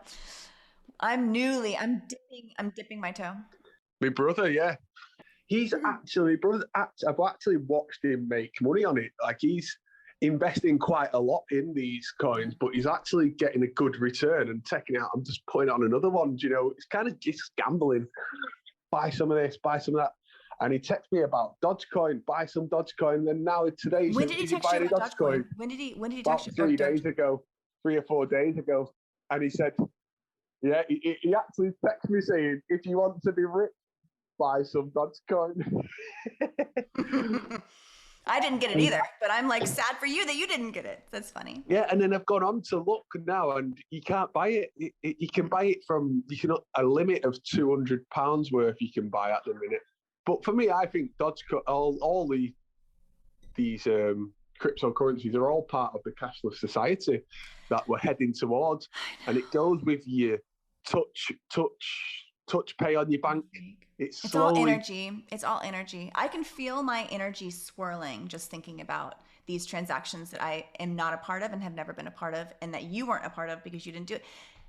I can actually feel loosh inside my body right now. I can feel it. Thinking about what you missed out on. Okay, and this goes back to everything. They don't call it currency because currency means money. They call it currency because currency means energy. It's all about, we work for this. We work for the money, honey. We live to work and we work for the money. So we live for the money, and everything's about, and it's really just a measure. I think currency is just a measurement of our energy input into the system. If everyone just stopped working, It would be some great reset if they just reset everybody's bank balance to zero, Oh boy. and then everyone had to kind of claim the money back, and they wouldn't want to put it back in the bank. They would want to buy crypto, but then there's all sorts of crypto that you can buy. It's just, it's a whole So new. real or unreal, the crypto market could still explode, and you could actually make. But then, what do you transfer to if fiat money, if fiat currency? Well, like no, people think, oh, I can make money. You can actually hear now. That's what my brother was sending me pictures of. You can buy stuff with it. You can buy Rolexes on their site. And a football team over here called Southampton, have just started paying the players in Bitcoin. Oh wow. And that's a huge thing, that an actual Premier League football team that are getting paid in Bitcoin. Yeah, and in Bitcoin, when we look at Bitcoin, I know we've talked about the number 3, how it pops up, but when I look at Bitcoin, it's got a big B on Cryptocurrency it. is CC33. Oh. Yeah, and all I see on the Bitcoin is a big 3, even though it's a B. It just looks like a big 3 to me. And and is it like the Bitcoin has like 33 like marks on the Bitcoin when you see a picture of one? Yeah. Oh, you're right. They have the B backwards. They have and that's like the Richie Rich symbol as well. Yeah. It just looks, the Richie Rich, yeah. It's just like a big 3 to me, I think. And it's just that was like open the gate. The Bitcoin was the gateway to crypto, wasn't it, really? And then now there's just all sorts popping up. But yeah, I personally wouldn't advise myself in investing, or anyone invested in it, if you don't really know what you're doing, Definitely if you don't know what you're doing. I'm curious about the only thing that I'm curious truly for myself. What I believe currency should be a measure of is appreciation for human uniqueness and creativity. And I think that there's a really interesting avenue within cryptocurrency called the NFT market, the non-fungible tokens. And these are really known more in the sharing and the appreciation of digital artworks and artworks that can be shared through the medium of the internet and owned in a way that digital art has never been owned before. And digital art is now skyrocketing. And I've worked in the creative arts field. I've had digital art parked in a folder for years, all these like kind of human vibration-esque explorations of art. And I wondered if, I always talk about money not being real, but like, can you make something, can you create wealth out of something that you create in the digital realm? And I always thought like, oh, this little thing that I play around with is worthless because it's just this digital art. What's that worth? And now all of a sudden, knock, knock, knock. Oh, experimental digital art, beautiful works of digital art is now worth something on this NFT market. And I'm like, could I invest my art and make money off that in a way? But I guess that's what all art is, but it's never been possible with digital art before. So that's the only reason that I'm really curious about it. Not because I want to take money I have in the bank, but if I could take a folder that I already have sitting on my computer and take those files and create wealth out of these digital assets that I just have sitting parked. Can I create wealth? And that begs the question, like, if so, is this the future of generating wealth through this unique, beautiful creation, this human creation, this generative, what we're doing, this collaborative, beautiful art experience called life that we're all doing in real time? It's almost like the product of your brain, right? Like imagine if like say, what's it called, the John Bonet thread, right? Mm-hmm. That affected all of us in a way that in the real world would have a monetary equivalent, right? Mm-hmm. Imagine if access to people's thoughts were somehow monetized like that, and I mean. Mm-hmm. John, the reason why it's not that, it hasn't been that way, it's just because we lack a framework for having that. But eventually, I think that will be the case. Mm-hmm. Eventually, I think that will be the case because people will see value in people's thoughts, and people's thoughts do have value. We haven't. The only way to do it is to take your thoughts and bring it to another party, mm-hmm. and have another party, in a way to bring your thoughts to a marketplace, for lack of a better word, and not have a middleman. I think that's great if they can work something out like that. I do think that there's something very special about it being free and available to everyone. It's not the perfect medium. Twitter, I don't think is the perfect. Actually, I'll walk that back. I think Twitter was a thread. A thread was the perfect medium for what I did with JonBenet, because a thread, specifically a purple thread, is what led Theseus out of the labyrinth after he slayed the Minotaur. It was a purple thread that Ariadne had woven for him, had balled up for him. Was a purple thread. Anyway, so in one of the most important allegories of our time, the slaying of the Minotaur in the center of the labyrinth, Theseus travels, he enters into the labyrinth and he figures all the labyrinth out. But how does he get out? How does he get out of the labyrinth after slaying the beast? Well, he follows this thread that he was holding onto, and it was a purple thread. That's so crazy. Anyway, so he goes out, he finds his way out. So there's something about using threads to find our way out of this labyrinth. Just the way it was meant to be. It's still pulling people out now. Yeah. And it really, it's still there pulling people out. That thread is so special to me. That saved my life. JonBenet Ramsey murdered me in January of 2020. She murdered the old me. Yeah. It's a good way of putting it. Yeah. It was a double homicide. I don't know. Like, the old me is gone. The old way of thinking, everything, like from the moment I realized that reality could be viewed in a new way, and all of these lifelong traumas that we carry with us, and this historical trauma, these news traumas, all of the stuff, that it could be maybe viewed in a new way and seen through a way that unmasks the whole thing, like Scooby-Doo at the end, where you just pull the mask off the boogeyman. If we could see the world, that was always I think even that with Scooby-Doo was like a revelation of truth again. Yeah. Even as kids, like that the boogeyman isn't real.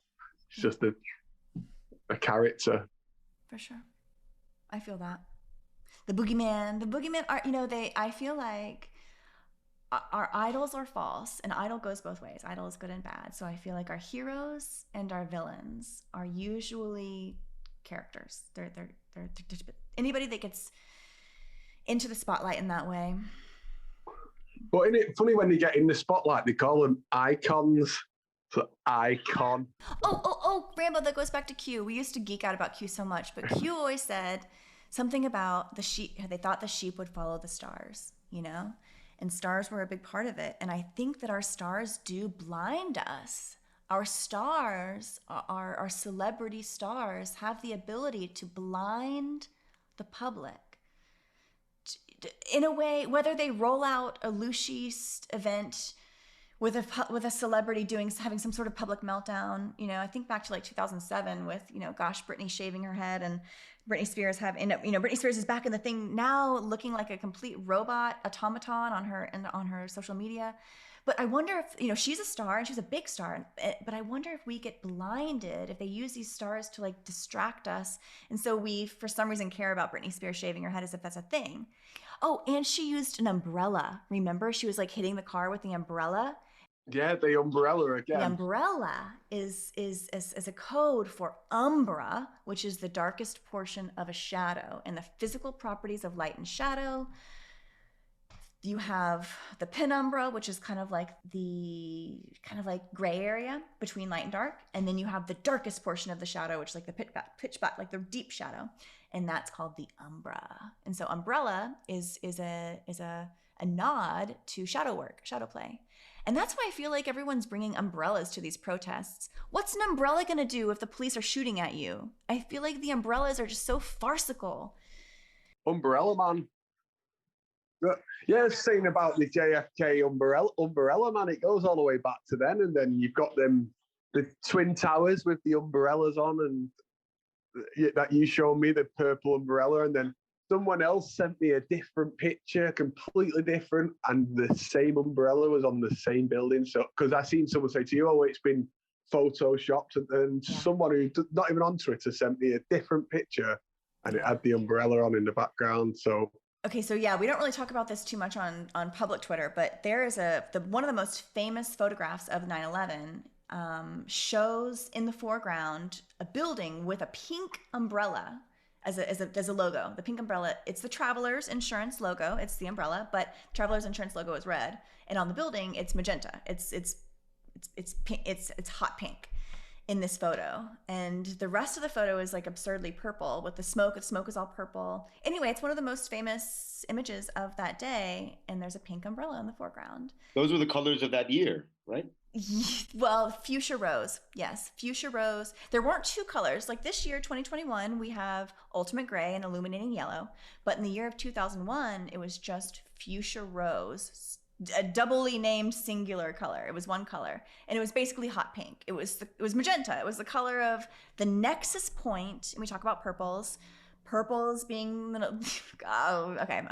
anyway, the center of the purples is magenta. Pink is a shade of purple. And we talked about JonBenet. All of JonBenet's imagery, I didn't know about the purples when I wrote the JonBenet thread, but now going back through the thread, it's all purple. It's all magenta. It's all pink. Her first pictures were in a pink shirt. Her first in the pink pageant dress. It's, actually the most famous picture of her, she's in a magenta dress. She has a red sash, and she's standing on a violet star. Talking about stars blind us. She's literally standing on a star. And so we know that, red on one end of the spectrum, she got the red sash on, violet, deep shade of deep blue, not purple. So she's standing on a violet star below her feet, and then she's wearing the magenta dress. It's the full expression of the line of purples, with magenta being at the very center. And magenta means magic enter. Magenta, come on in. It's like, this is where magic happens. Jackie wore the magenta suit, Chanel suit that was made in Washington. It was made in Washington, D.C. Her suit was specifically made in Washington, D.C. And she wore that magenta suit, carrying a violet handbag and holding red roses. She was a personification of the line of purples. JonBenet Ramsey is basically a regeneration of the Jackie O. Okay. You guys save me. I'm spiraling. Someone So talking about stars, what we haven't mentioned is this week is the Pentagon releasing alien footage. Have you seen that? The pyramid UFO, they're calling it. Mm-hmm. Out of everything they could call it, they call it a pyramid UFO. It's obviously going to be a pyramid. It's the all-seeing eye, the pyramid, isn't it? That's what I've seen it as like a symbol. And it's also, I'm seeing it as it is coming. This fake alien is coming, and they're building it up slowly but surely. It's coming. So have you seen it, Murph? The UFO? I saw something briefly about it. I didn't click. I didn't look much into it. But the whole thing looks shady as usual. Yeah, it's like a cheap movie that's being made, I feel, and it does seem to me like it is gonna play out these fake alien stuff. But for instance, people are going to say, "Oh, we've seen," when it does come. Do you believe they could actually put something in the sky that we can all see? Oh, I think it'll be CGI. Yes, that's what I believe. And then people get confused and think they saw something, the typical kind of thing. But the Project Bluebeam stuff, I don't know how real that is. I think it's a lot of crap. Mostly the Project Bluebeam stuff. Yeah, because I personally have seen, like, when they say this Starlink. Have you ever seen the Starlink happening? Like I've seen it where these stars are moving, and I feel I've actually seen that with my own eyes, that there was something moving that didn't look natural. I was trying to film it, and I couldn't really see properly. And that's just something I've been thinking. Maybe it's like they could project into the dome, really. Maybe I'm thinking too much into it, but the fact that I've seen stars. I seen them moving unnaturally. Just on one night it was, and it just made me think maybe they can put something in there to add to the illusion that it's not just on TV. People have seen it in real life, flying over their house or something. Like they do that Santa satellite thing, don't they? Where if you can stand outside at a certain time, you can see Santa going across at the night time. And maybe that has something to do with it as well. Like they've been building it up, because you see something fly over on Christmas Eve, can't you? You can go outside and they say it's a satellite that passes at a certain time, and you can see it in the sky. So kids think they're seeing Santa in the sky. So an adult would think they're seeing a UFO. Yeah, I mean, the technology, we have no idea how advanced it really is. But because I live in New York, I think I have a weird situation with seeing things in the sky. But we don't really, because there's so much light pollution here. Yeah, so you don't get it. You don't get to see a clear night in the sky, kind of thing. Exactly. It's so bright, even at night. But the only thing what I will say though is that one thing I always notice. I mean, you think of where chemtrails would be, right? Never anything here, ever. So what do you think about that? What do you think about the chemtrails? I think it's just a conspiracy, because it's the first thing that the typical conspiracy theorists will talk about is the chemtrails and the vaccine. That's like the thing. I've seen a lot of talk on yours about the vaccine the last couple of days. Yeah, last night was interesting. I think my point, the post that I made sense, is that all of these people with the anti-vax thing. I mean, I'm anti-vax myself, but not for the same reasons, that the way that the logic goes is that all the compliant people, right, would be killed off, and all the difficult people would remain. That doesn't make sense, right? Does it? It doesn't make sense. Doesn't make sense at all, but it's a great point. That actually, yeah. Why would they want to kill everyone who's the sheep? Why do they want to kill all the sheep? And keep all the strays everywhere? It doesn't make sense at all. And another thing is, if for me, the virus is fake. So why would the vaccine be fake? Like, it's all just one big mind game. I personally think it's all big mind game. And I know people get angry when you say it's saline, and yeah, I'm not a doctor. Yeah, I didn't make it, but it's obvious that it's not what they're telling us it is. It's not.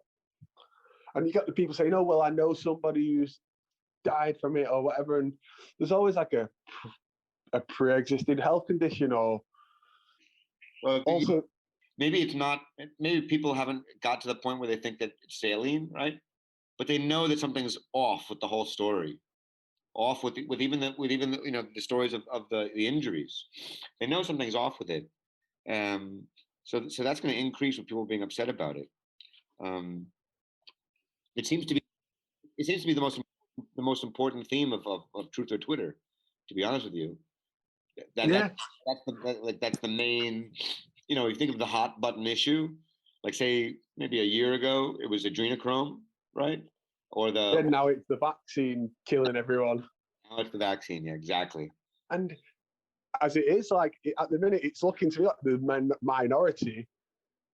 We're a minority that is saying it's fake, and it's just a crazy one, isn't it, with the vaccine and the COVID and stuff. But it is a hot topic at the minute on Twitter, the vaccine. If you dare say it's not genetically modifying you in some way, then you're a shill. A misinformation agent. I got multiple DMs last night, threatening DMs as well, of saying things like, I got one guy who said to me, "Remember, Murph, it's not what you know, it's who you know." Yeah. I mean, yeah. I think a lot. I made a comment about the middle-aged men soliciting money from teenagers and blaming the Jesuits for everything. So that upset a few people, and I knew where that was coming from. that's another one you can't speak against. It's the Jesuits and all this stuff. That's another kind of Oh, that yeah, they a lot of people believe that is the top Jesuit. truth of it. Is that it's not the Masons, it's not, and it's the Jesuits, and that's who everything is. And yeah, I don't believe that either. Like we've said before, I just believe it's a small group of magicians, if anything. The ubiquitous they. Who is they that we're talking about? Everybody wants to know who they is. Yeah, that was a question that I got as well. Saying, well, if it's not the Jesuits, then who is it? So like, in other words, people just want somebody to identify as the tip of the spear. And I replied back, I said, we are. We are words, our swords. Words backwards is swords. I think that I think that we really are. I think that we are creating something really incredible as we go. But on the other side, who's putting all this other stuff together? Like, who's putting all the fakery together? We're slaying the fakery. We're kind of trying to bust up the matrix. Yeah. But who's putting this together? One thing that I like to say is my guiding principle is I do not need to know who built the machine, how the machine works. Where's Rambo? Oh no, he dropped off. He'll come back. Poor Rambo. Okay, back to my soliloquy. I can pick right back up, don't you worry. You don't have to know how the inner workings are. You don't need to know how the cogs are moving together to understand that there is a flaw in the machine, to see a flaw in the machine, to see a spoke in the wheel, of the machine. You don't have to know who built it or how it's made to go, hey, I kind of see that there's something sticking out right there. Looks, maybe if you pull that out, There we go. There's Rambo. Yeah. Hey, Rambo, welcome back. Yeah. Don't know what happened there. No, it's the Matrix glitching. She glitches. Fascinated by a panda. Yeah. Oh, pandas, assassins. They come with those little masks they wear. I was just trying to go on about my thing, Is there other than any more animal news? Have we missed any animal discoveries this week? Any fake marsupials out there? Right. Well, my only discovery this week is what was discussed at the beginning of the show with the panda penis. Okay, yeah. Okay, Rambo, for those in the back, for all of us in the cheap seats, can you give us a overview of of what's going on with the panda anatomy and why it's so ridiculous? Yeah, so they say it's got the smallest penis in the animal kingdom, but then it's got the biggest testicles in the animal kingdom, but in the bear species, should I say. And if you Google panda balls or panda testicles, you can't. Not safe for work. You can't find a picture of them. Like, where are they? If they're so big, where are they? And it goes back to that. There's a little story in the article they're talking about where they sent this panda to China, this female panda, and he was going to mate it. And when it got to China, they realized it was a male all along, and they couldn't even tell that it was a male. That sounds like Harvey Weinstein. That's exactly what I said with the inverted penis. The inverted penis. It looked like a vagina. Oh my god. They couldn't tell. Which reminds me also of Jeffrey Epstein's egg-shaped penis. I feel like they give these fake characters these weird, embarrassing, hyper embarrassing, and like bodily anomalies. Like Hillary Clinton not sweating, Prince Andrew not sweating. That's a bodily anomaly. That's weird. The inverted penis. What does that even mean? A penis that looks like inverted penis. Black and white as well. He's got the black and white symbolism. What's got the black and white symbolism? Or the panda? The male is ready to breed for 6 months, and the female can only breed for 3 days. So it's got the 6-3. No, it's not that she can only breed for 3 days. She can probably breed all year long. She only is in the mood for 3 days. That's what they say. It has nothing to do with anatomy. It has nothing to do with cycles. It has nothing to do with whether she's viable for child. She's an animal. Animals are just like always ready to go. Like that's just what it go. It's weird. Like this animal can't sustain life. Anyway. Yeah, it can't sustain life in the wild. There's no way it could. Not only so it can't mate. They tell us it can't mate. It can't bring up its babies without human help, and its babies are the size of a puppy dog. You know, a baby tiny dog. So it can't. It just can. It just doesn't work out, and it eats poisonous bamboo as its diet. Yeah, You know, it's cyanide. like, It's cyanide, right? Bamboo digests in and people will say, well, everything digests differently in animals, you know. Okay, yeah. But still cyanide, really? That's okay? yeah. And while we're on these things now, what about these deep sea creatures that we see, like the fish with the bulb on its head and stuff like that? These are other things I'm starting to look at. That I really think all shark attacks are fake. Yes, shark attacks are fake. Yeah. I don't even believe the great white shark is real. I think that there's probably small sharks that can be caught by fishermen that are just whatever. But I do not believe that the Jaws style. There's a reason that Jaws was this ridiculous, cartoony looking character, but still scared the living daylights out of an entire public. But yeah, I think Jaws. Scared of the sea forever. Scared of the sea. Scared of the sea. It's just like and it's the all Truman Show. They want us scared of the sea. They want us. Yeah, what you could call mind control or MK Ultra kind of stuff, what you would call that. And I was thinking about this today, like when you was a kid and you would like kind of watch a movie that would give you nightmares and keep you up at night. That's again like it's to condition you and to fear, really. 100%. They're training you to be fearful of certain things from a kid.